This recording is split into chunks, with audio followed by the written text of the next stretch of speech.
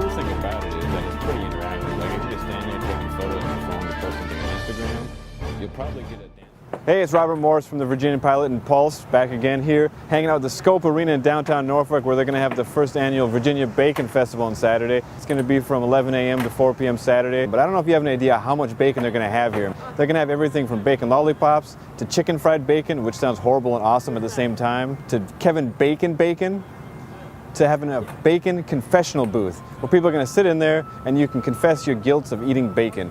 There'll be food here, there'll be people streaming in and out, and there's going to be that smell of bacon grease everywhere, so it'll probably be cool.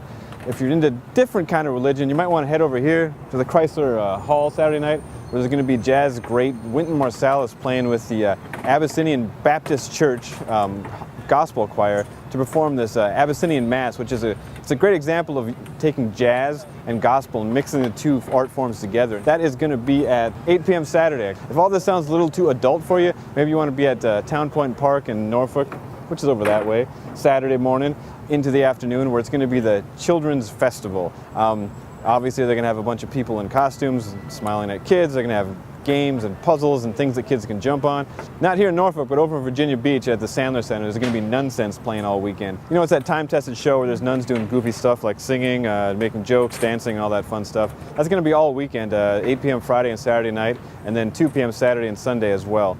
And as always, we're going to end this thing with the movies. We've got a trio of them opening this weekend. The big one, of course, is Gravity. It stars George Clooney and Sandra Bullock and really no one else. They're playing a pair of astronauts who are having a spacewalk, above the Earth, and something happens. We don't really know exactly what, but something happens and they're stranded out there. So Mal Vincent, our movie critic at the Pilot, said it's one of the best films he's seen this year. Easily gave it 4 stars.